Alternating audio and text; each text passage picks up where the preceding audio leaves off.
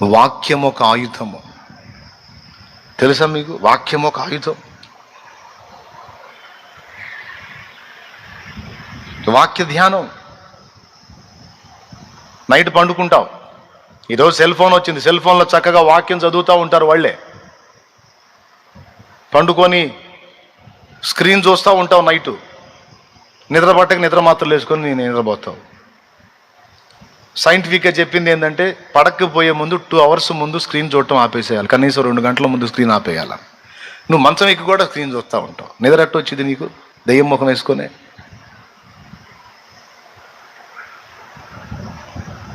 ఎట్టొచ్చింది? రాదు, ఆపేయాలి. నువ్వు ఒక పని చేయి, తెలివిగా చక్కగా వాక్యం పెట్టుకో, లైట్ ఆపేసేయి, పక్కన పడేసేయి. వాక్యం వస్తూ ఉంటుంది, నీ మెలుగు ఉన్నంత వరకు వింటావు. ఆ వింటనే నిద్రలోకి వెళ్ళిపోతావు.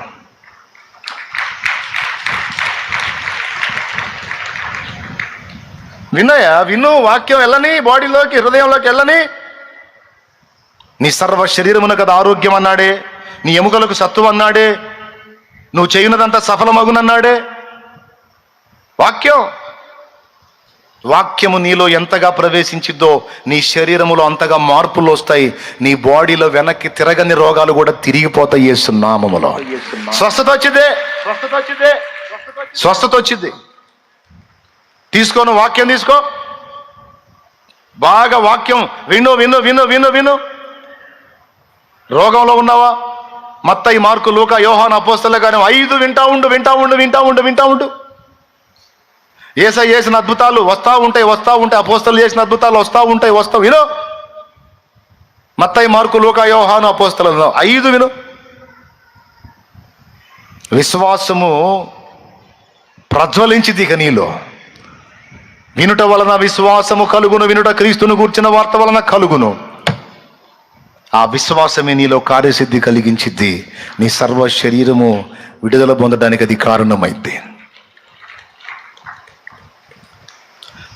వాక్యం వినటానికి అలవాటు చేయి నీ చెవులని, వాక్యాన్ని ధ్యానించడానికి అలవాటు చేయి నీ కళ్ళని.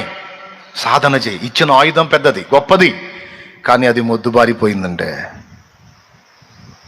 ఆదివారం మూస్తే మళ్ళీ ఆదివారం బయలుదేరేటప్పుడు ఠపి దులిపి వస్తారు. నేను ఇక్కడ పాట ఎత్తు, వేద పుస్తకం అంటే ఇగిలి వేద పుస్తకం అని ఎప్పుడు చదివాను? వేద పుస్తకం అని పాడావు.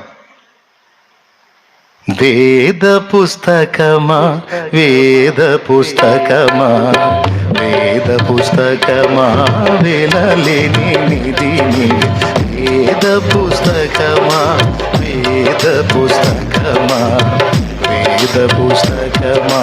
వేలలేని నిధి. చూసారు? అందరూ పాడారు. చదవని వాళ్ళు కూడా ఎక్కువ పాడారు.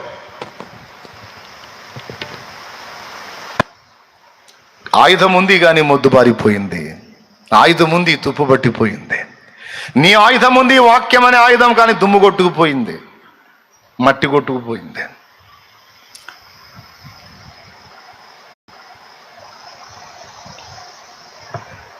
న్యూస్ పేపర్ కొన్నంత విలువ దీనికి లేదు.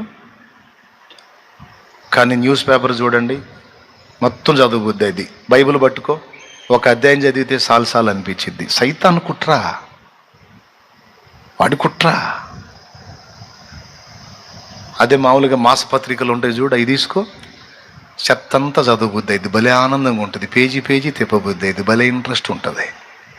ఎందుకంటే అందులో ఉన్న దరిద్రం అంతా నీ మెదడులోకి ఎక్కాలిగా, నాశనం అవ్వాలిగా. అందుకు అదే బైబిల్ తీసుకో, ఒక్క అధ్యాయం చదివేటప్పటికి 3 సార్లు ముందుకి 4 సార్లు వెనక్కి పడతారు. నిద్రతో కూడా వచ్చి మార్చుకుందాం. ఆయుధానికి పదును పెడతాం. పదును లేని ఆయుధములు పనికి రావు. శత్రువు చేత ఓటమి తప్ప జయము రాదు. శత్రువు దెబ్బ కొట్టాలి, వాడిని పడగొట్టాలి అంటే ఆయుధం అవసరం, దానికి కూడా పదును అవసరం. ఫిలిస్తీయులు వీళ్ళ ఆయుధాలు పదును లేకుండా చేశారు. అట్లాంటి కుట్ర సైతానుగాడు మనకు చేస్తాడు. కాబట్టి 2 సంగతులు చెప్పాను. మొదటిది, ప్రార్థన ఒక గొప్ప ఆయుధం.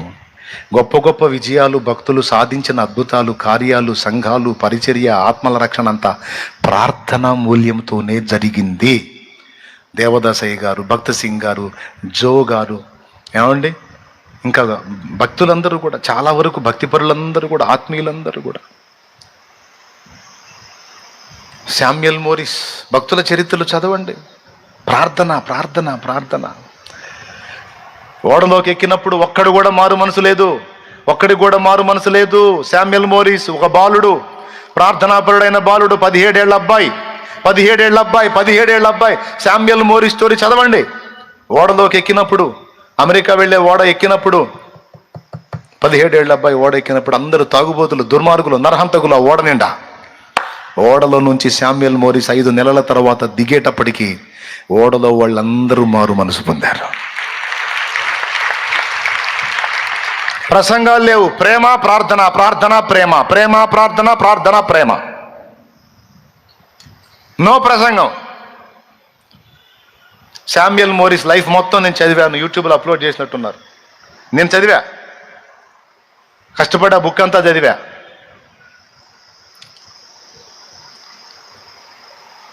ఆ బుక్ ప్రింట్ చేసినటువంటి వాళ్ళు లేమెన్స్ ఇవాంజలికల్ ఫెలోషిప్ వాళ్ళు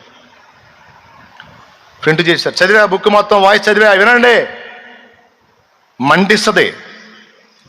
దేవునికి స్తోత్రం కలుగును గాక. హల్లెలూయా.